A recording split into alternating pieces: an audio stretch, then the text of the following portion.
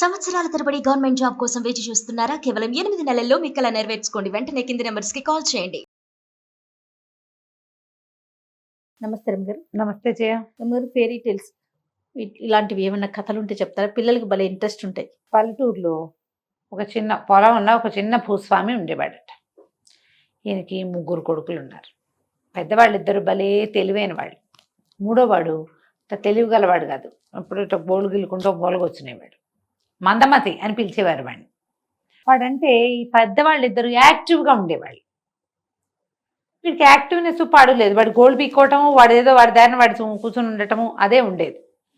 దాంతో చిన్నవాడికి ఏం పెద్దగా పనులు చెప్పేవాళ్ళు కాదు. పెద్దవాళ్ళిద్దరు వ్యవసాయ పనులలో జోరుగా ఉండేవాళ్ళు.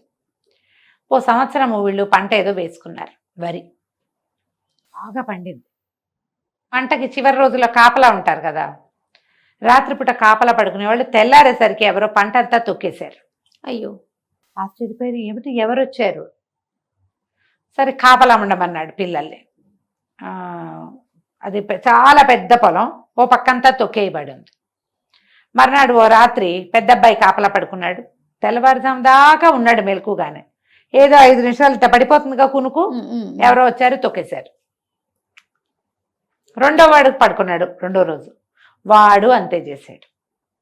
వాడికి మెలకు వచ్చి చూసేసరికి పంట ఓ పక్కంతా పాడైపోయింది. మూడో రోజున నాన్న అన్నాడు, మందమంది నా గోళ్ళు గిల్లుకుంటూ మూల కూర్చుంటాం, వాళ్ళిద్దరికి తెల్లవారులు నిద్రలు లేవు, మరి వాళ్ళు నువ్వు కాపలా ఉండు, ఇక్కడ కూర్చుని చేసే పని ఉంది వెదవా అని తిట్టే. మందమతి సరేనని వాడు కాపలా ఉన్నాడు. వాడు ఏం చేశాడు, చెట్ల కొమ్మలు 5-6 విరిచి ఓ చోట పడేసి దాని మీద ఒక తువ్వాలు కప్పుకు పడుకున్నాడు. ఆ కొమ్మలు గుచ్చుకుంటూ ఉండేసరికి వాడికి నిద్ర పట్టల. అన్నయ్య వాళ్ళు ఏం చేశారు, కంబళ్ళు వేసుకున్నారు పక్కలు. తెలివిగా కంబళ్ళు వేసుకుంటే హాయిగా ఉంటుంది. హాయి వల్ల నిద్ర వచ్చింది. వీడికి హాయి లేదు, తెలియదు వాడికి హాయి ఏమిటో. దాంతో మెలకుగానే ఉన్నాడు. తెల్లవారుజాము 4 బాబు అయ్యేసరికి ఒక తెల్లటి ఎత్తైన గుర్రం వచ్చి పొలంలో దిగింది. వీళ్ళు మెలకుగానే ఉన్నాడు. వీడు చూసి ఆశ్చర్యపడి, అవురా 3 రోజుల నుంచి మా పొలం తొక్కేస్తుంది నువ్వేనా, నీ సంగతి చెప్తాను ఉండని ఏం చేశాడు, తువ్వాలు చెత్తపుచ్చుకొని వెనకపాటుగా వెళ్ళి ఆ గుర్రం మీద తువ్వాలేసి గట్టిగా పట్టేసుకున్నాడు. గుర్రం విధులిచ్చుకుంది, అయినా వీడు వదల్లా. తువ్వాలు జారిపోయింది. కానీ వీడేం చేశాడు, ఆ తువ్వాలతో పాటు తోక వాడి చేతికి వచ్చింది, తోక పుచ్చేసుకున్నాడు. ఆ గుర్రం విధులిచ్చింది. ఎంత విధులిచ్చినా సరే వాడు వదల్లా. వాడు మొండిపట్టువాడు కదా, మొద్దు. అదేం చేసింది, ఒక్క ఎగిరి ఆకాశంలోకి ఎగిరిపోయి 3 సముద్రాల అవతల దిగింది వీటితో సహా. వాడు మరి తోక పుచ్చుకుని ఉన్నాడు, తోకతో పాటు వెళ్ళిపోయాడు. అక్కడ దిగేసరికి నన్ను వదులు, నా తోక నొప్పెడుతోంది అంది. నేను వదలను, నువ్వు 3 రోజుల నుంచి మా పొలం తొక్కేసావు, ఏడాది పంట అనేసరికి గుర్రం అంది, నన్ను క్షమించు, బాగా నిండుగా పండేసరికి తెల్లవారుజామున ఆ దారిలో తిరుగుతుంటే దిగాలనిపించి దిగేశాను, నన్ను వదిలిపెట్టు, బదులుగా నా 3 పిల్లల్ని నీకు ఇస్తాను అనేసరికి ఒప్పుకున్నాడు. ఒప్పుకుంటే సరే ముందు నన్ను మా ఇంటి దగ్గర దించమన్నాడు. ఈ గుర్రం ఏం చేసింది, వీడిని తన మీద ఎక్కించుకుని 3 సముద్రాలు దాటిచ్చి వీళ్ళ పొలం దగ్గర దింపి ఏం చేసింది, ఒక కళ్ళెం తన పట్టుకునేది ఉంటుందిగా, గుర్రానికి కళ్ళెం ఉంటుంది. కళ్ళెం నేను పిల్లల్ని తెచ్చిచ్చేదాకా న్యాసంగా, అంటే ఏమంటారు, బార్టర్ సిస్టమ్, నా కళ్యాణ్ని నీ దగ్గర ఉంచుకో అని చెప్పి కళ్యాణ్ని వీడికి అప్పచెప్పింది. వీడేం చేశాడు, మర్నాడు చూసుకున్నాడు, నాన్న చూస్తే పొలం తొక్కిలేదు, సంతోషించాడు. వీడేదో చేశాడు అనుకున్నాడు. కుర్రాడు ఏం చేశాడు, ఈ అడవిలోకి వెళ్ళి కట్టెలు కర్రలు అవి ఇవి కొట్టుకొచ్చి గుర్రపు శాల ఒకటి తయారు చేయటం మొదలుపెట్టాడు. 3 గుర్రాలు ఉండాలి. కొన్ని నెలలు గడిచాక ఆ కొట్టం పూర్తయ్యాక ఆ పెద్ద గుర్రం వచ్చి 3 పిల్లల్ని అప్పచెప్పింది.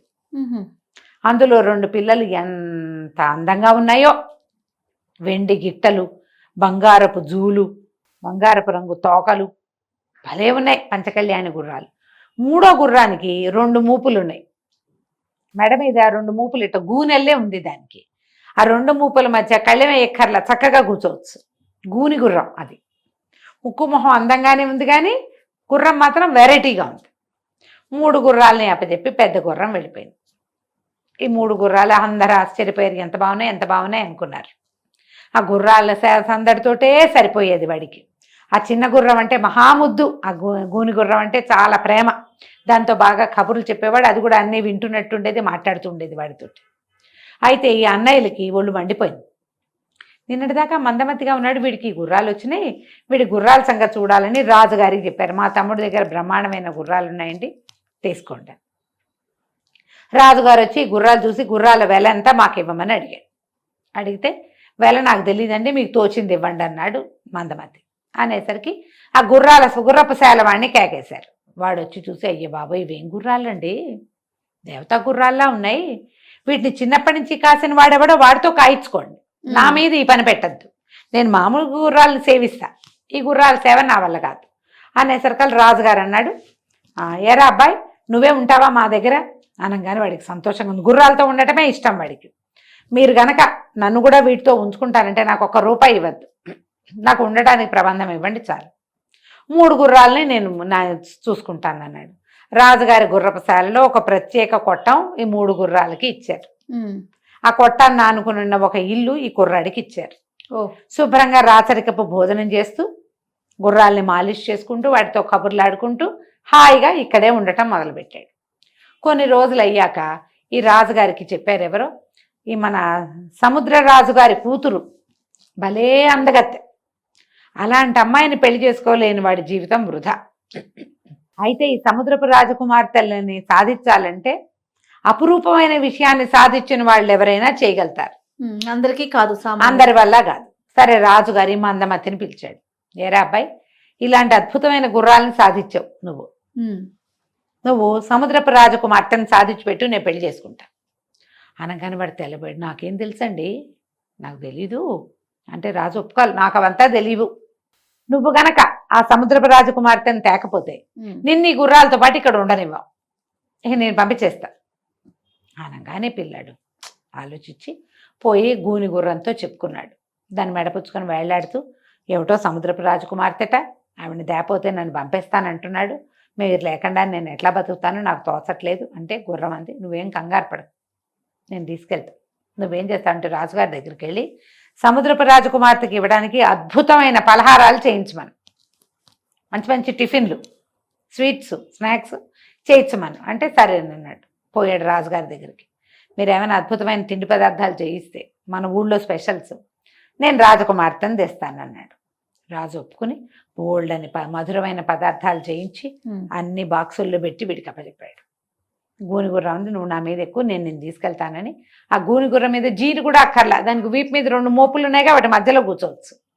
ఆ మూపుల మధ్య కూర్చోబెట్టుకుని ఈ పలహారాల బ్యాగు, ఆ తర్వాత ఏమో ఒక గుడారం వేయడానికి సరిపడా కొన్ని పదార్థాలు సామాన్లు మోసుకుని తీసుకుపోయారు.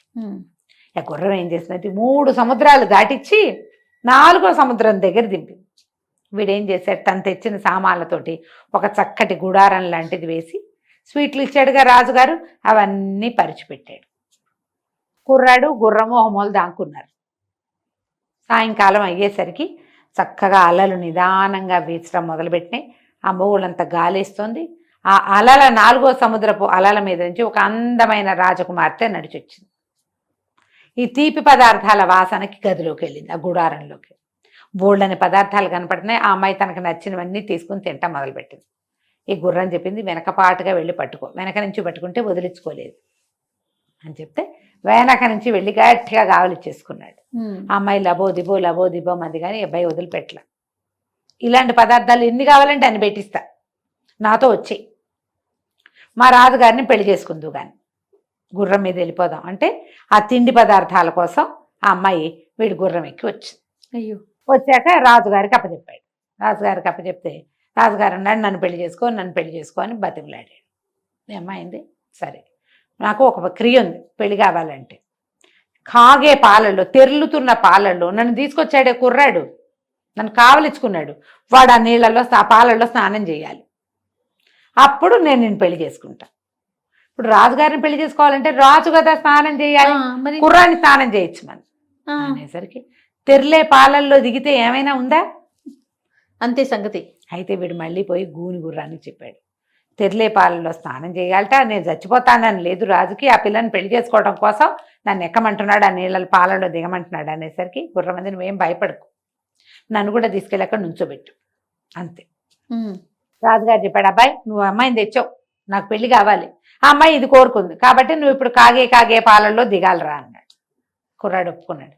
మా గుర్రాలను కూడా తెస్తానండి, అవి కూడా చూస్తాయి వెరైటీ అని గుర్రాలను తెచ్చి అక్కడ ఉంచోబెట్టాడు. పెద్ద మంట పెట్టి దాని మీద పెద్ద గంగాళం పెట్టారు. ఈ 20-25 కుర్రాన్ని అందులోకి ఎక్కించి దించారు. అయితే ఏమైంది, అది దించడానికి వెళ్తుంటే ఆ గుర్రము దాని ముక్కులోంచి ఇలా గాలి వదులుతూ ఆ తెర్లే పాల మీదకి గాలి విడవటం మొదలుపెట్టింది. ఆ గుర్రం ముక్కులోంచి వస్తున్న గాలితోటి కింద మంట ఉంది కానీ పాలు చల్లగా ఉన్నాయి. ఓహో.